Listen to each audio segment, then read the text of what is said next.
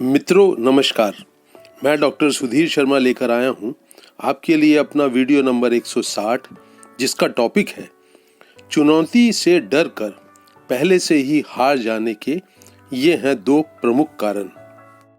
इस टॉपिक से संबंधित अगर कोई समस्या आपके मन में भी घर कर गई हो तो मुझे नीचे स्क्रॉल कर रहे व्हाट्सएप नंबर पर मैसेज डालें। हम मिलकर उस समस्या को हल करने की कोशिश करेंगे। तो मित्रों, पहला कारण है समाज से, परिवार से, अपने बड़ों से, अपने दोस्तों से मिलने वाले वो नाम जो आपके दिल में हमेशा के लिए जगह बना लेते हैं। तू नाकारा है, तू बेवकूफ़ है, गधा है, तेरे को अकल नहीं है, तू जिंदगी में कुछ नहीं कर सकता, तू फिसड्डी रह जाएगा, से बहुत सारी बातें, चुभती हुई बातें आपके दिलो दिमाग में जगह बना लेती हैं। और ये सब समाज से मिलता है। बड़े होते हुए बच्चे को उसका टीचर, उसका पापा, उसकी मम्मी, उसके दोस्त, भाई बहन, पड़ोसी, बाद में ऑफिस के सहयोगी कोई भी एक मेडल उसको दे देते हैं, एक तमगा उसके ऊपर फिट कर देते हैं, एक उसको निक नेम दे देते हैं, उसको चिढ़ाने के लिए, उसको नीचा दिखाने के लिए, अपनी नज़रों में भी और उसकी खुद की नज़रों में भी। तो ये लूज़र होने का, फिसड्डी होने का, गधा होने का, बेवकूफ़ होने का ये जो एक लेबल दुनिया चिपका देती है किसी बड़े होते हुए बच्चे के ऊपर, बच्चा कभी भी पलट कर उनसे कोई सवाल जवाब नहीं कर सकता।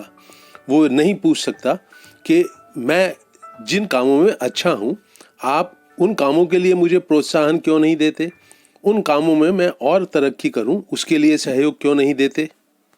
और एक बार फिसड्डी होने का, नाकारा होने का, बेवकूफ़, गधा होने का लेबल जब किसी बच्चे के दिलो दिमाग में जगह बना लेता है तो ये भी बहुत ही सहजता से समझ में आने वाली बात है कि वो कोशिश करनी भी छोड़ देता है। वो शायद खुद भी मान लेता है कि मैं गधा हूँ, इडियट हूँ, ये काम मेरे बस के नहीं है। बड़ा होता जाता है बच्चा और कहीं उसके जो अनकॉन्शियस है, जो अचेतन मन है, उसमें ये बात बैठी ही हुई है। पिताजी ने तमगा दिया था, बॉस ने तमगा दिया है, टीचर ने कहा था, पड़ोसी ने कहा था, रिश्तेदार कहते थे, भाई बहन कहते थे। एक बारी कोई एक इंसान शुरू करता है कि ये बड़ा होता हुआ बच्चा लूज़र है, फिसड्डी है, सारी दुनिया उसको मौके बेमौके ये चिढ़ाने के लिए, नीचा दिखाने के लिए ये कहने से नहीं चूकती है कि तू एक लूज़र है, एक फिसड्डी है, गधा है, बेवकूफ़ है। बाद में बड़े हो जाने के बाद, जवान हो जाने के बाद जब भी चुनौती सामने आती है तो अचेतन में बैठा हुआ ये लेबल, तो गधा है, बेवकूफ़ है, नाकारा है, फिसड्डी है, लूज़र है, अपना काम कर जाता है। चुनौती सामने आती है, घबराहट होती है, टेंशन बनती है, नींद, भूख, प्यास सब खो जाते हैं, हाथ पैरों में कपकपाहट आने लगती है, हथेलियाँ पसीने से भीग जाती हैं। ये विड्रॉ कर लेता है, अपने कदम पीछे खींच लेता है, आगे बढ़ने के लिए आधे अधूरे मन से आगे बढ़ता है, फिर उस प्रयास को भी छोड़ देता है और चुनौती का जो डर है उसके सामने घुटने टेक देता है। जब वो प्रयास करना छोड़ देता है तो समाज वाले, उससे बड़े लोग उसको फिर से याद दिलाते हैं और बहुत ज़्यादा अब वो पावरफुल हो जाते हैं, क्योंकि इसने प्रयास करना छोड़ दिया, असफल हो गया नए प्रयास में, तो वो और ज़्यादा पावरफुल होकर कहते हैं तू नाकारा है, तू बेवकूफ़ है, तेरे बस का कुछ नहीं। तो इस दुष्चक्र में फंसा हुआ, इस विशियस सर्कल में फंसा हुआ एक जवान आदमी जो चुनौतियों के सामने, उनका सामना करने से पहले ही लगभग घुटने टेक से देता है, वो कैसे इससे निकले इसकी भी चर्चा करेंगे दोस्तों।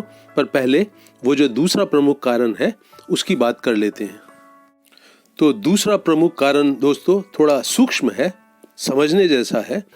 वो लेबल नाकारा होने का, फिसड्डी होने का जो दुनिया वालों से मिला था, अपने से बड़ों से मिला था, परिवार वालों से मिला था, उसको इस जवान आदमी ने भी अपने दिलो दिमाग में जगह दे दी है। तो दूसरा प्रमुख कारण यही है दोस्तों कि लोगों की दिए हुए इस मेडल को, इस लेबल को वो इंसान भी खुद सच्चा मान लेता है, जो उसके दिलो दिमाग में अब गहराई से बैठा है कि तेरे बस का कुछ नहीं।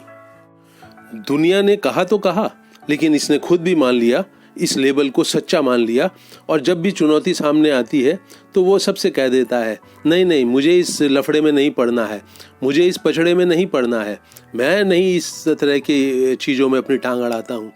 कहने को वो कोई सफाई दे देता है अपना एक एक्सप्लेनेशन भी दे देता है, लेकिन अंदर से उसने सच ही में अपने आप को लूज़र, फिसड्डी, हारा हुआ, घुटने टेकने वाला इंसान मान लिया है। तो दूसरा प्रमुख कारण है मित्रों, इस इंसान का खुद को भी लूज़र, फिसड्डी, थका हारा इंसान मानना। ये जो फिसड्डी का लेबल खुद भी इंसान सच मान लेता है, इसके पीछे अब और भी कारण जुड़ जाते हैं। सिर्फ समाज वालों की कही हुई बात ही नहीं है, इसने खुद भी नई जो टेक्नोलॉजी होती है इसके काम से जुड़ी हुई, नई जो स्किल होती है अपने काम से जुड़ी हुई, वो जो एक जोश चाहिए होता है अपने काम को अंत तक, अपने गोल को अंत तक उसका पीछा करते हुए वहाँ तक पहुँचने का, अपनी मंजिल तक, इस तरह की बहुत सारी कमियाँ इसके व्यक्तित्व में प्रवेश कर गई हैं। इसने किसी भी काम को शुरू करके उसको अंत तक पूरा करने का हौसला खो दिया है। ये लगातार किसी काम को अपनी एक धुन में आकर, वो जो एक धुन होती है जो कि काम को उसकी मंजिल तक पहुंचाती है, वो धुन का इसमें अब सर्वथा इसके व्यक्तित्व में अभाव है, कमी है। अपनी ही हीन भावना से घिरा हुआ ये इंसान जब इसे कोई कुछ समझाता है, कहता है कि इस काम को इस तरह से करो, तो हीन भावना से घिरा हुआ ये इंसान, अपने मन की उथल पुथल का शिकार बना हुआ ये इंसान ध्यान नहीं दे पाता, बात को समझ नहीं पाता। निश्चित ही तौर पर ये जो कमी इसके अंदर पैदा हो गई है, ये इसके काम करने की जो कुशलता है उसको प्रभावित करती है। ये अब जानता भी नहीं है कि किसी काम को अंत तक पूरा कैसे किया जाता है। इसकी स्किल कमज़ोर है, इसके अंदर जोश का अभाव है, और फिर ये जब अपने अंदर ये कमियां देखता है तो हाथ पैर वैसे ही कांपने लगते हैं, और फिर ये घुटने टेक देता है, हार मान लेता है चुनौती के सामने। मुझे उम्मीद है कि आप मित्र दोनों कारण ठीक से समझ गए हैं। पहला, समाज के द्वारा, बड़ों के द्वारा दिया गया लेबल कि तू नाकारा है, तू फिसड्डी है, तू कभी कुछ नहीं कर सकता।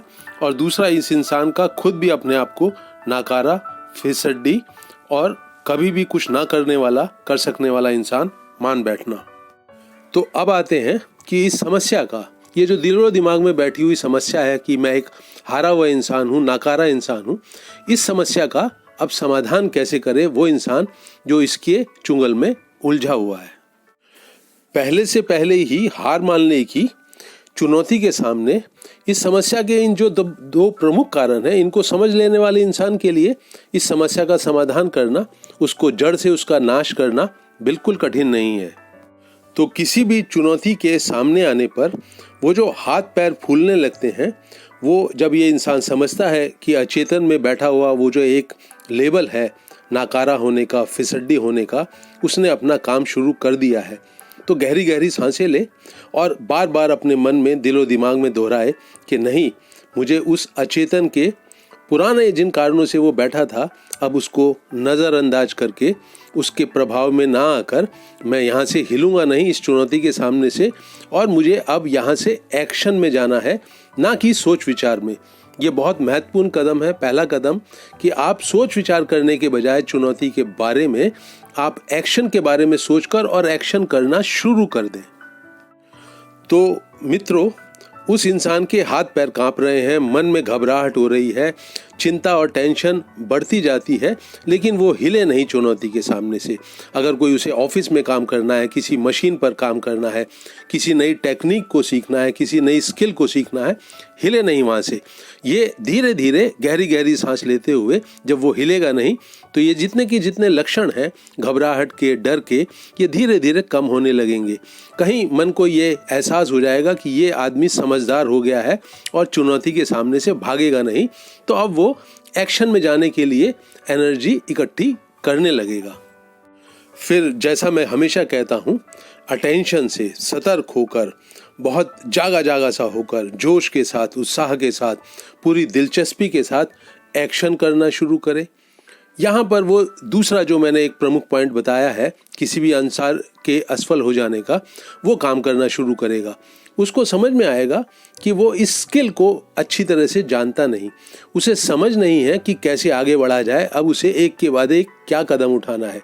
जब वो इस तरह की अपनी एक कमी के साथ आमना सामना करेगा, तो साथ ही साथ उसे ये भी समझ में आएगा कि इस कमी को दूर करने के लिए उसे क्या करना होगा। किसी और अपने से ज़्यादा समझदार इंसान के पास जाए, उससे सीखे, कहीं YouTube के ऊपर जाकर, कहीं इंटरनेट के ऊपर जाकर वो सीखे कि इसका हल कैसे होगा। अपनी स्किल को, अपनी टेक्निकल कुशलता को उसे बढ़ाने के लिए जो भी कदम उठाना है वो उठाए। वहाँ से उसका आत्मविश्वास बनेगा, वहाँ से उसकी कमी जो है धीरे धीरे दूर होने लगेगी, उसे ज़्यादा आनंद आने लगेगा, जोश और उत्साह आने लगेगा, एनर्जी का लेवल और बढ़ता चला जाएगा। समझ रहे हैं ना आप दोस्तों? पहली बात कि वो जो लक्षण पैदा होते हैं चुनौती का सामना करते हुए, डर, चिंता, तनाव के, उनके सामने से भागे नहीं, मजबूती से खड़ा रहे, कांपता रहे, पसीने से भीगता रहे, लेकिन वहाँ खड़ा रहे कि नहीं, मुझे वो जो बचपन से मिला हुआ एक लेबल है उसे दूर फेंक देने के लिए इस चुनौती के सामने डटकर खड़े रहना है। और मित्रों, दूसरा कदम है कि जब अपनी कमियां सामने आए, जो आपको नहीं आता है, उसको सीखें, किसी के पास जाएं, वो आपको सिखाने के लिए अगर अनमना सा भी तैयार हो तो भी उसकी शागिर्दी करें, उसके शिष्य बने और सीखें, नए नए काम सीखें, नई नई स्किल सीखें। अपने ऊपर लगा हुआ नाकारा और फिसड्डी होने का लेबल, जिस इंसान ने भी इससे मुक्त होने की सौगंध खा ली है, पक्का संकल्प कर लिया है, वो अपने इस काम में अवश्य सफल होगा। अपने जीवन से प्रेम करने वाला इंसान, अपने जीवन को कीमती मानने वाला इंसान जब सजगता से अपनी इस कमी के प्रति बिल्कुल जाग जाएगा तो ये कमी फिर ज़्यादा समय तक उसके दिलो दिमाग में जड़ें बनाकर बिल्कुल नहीं रह पाएगी। अपने इस वीडियो को मित्रों मैं यहीं रोक रहा हूँ। आपको ये उपयोगी लगे तो इसे लाइक करें, शेयर करें। मेरे YouTube चैनल हैप्पीनेस सीक्रेट को अवश्य सब्सक्राइब करें। इस वीडियो को अंत तक वॉच करने के लिए आप सबका बहुत बहुत धन्यवाद।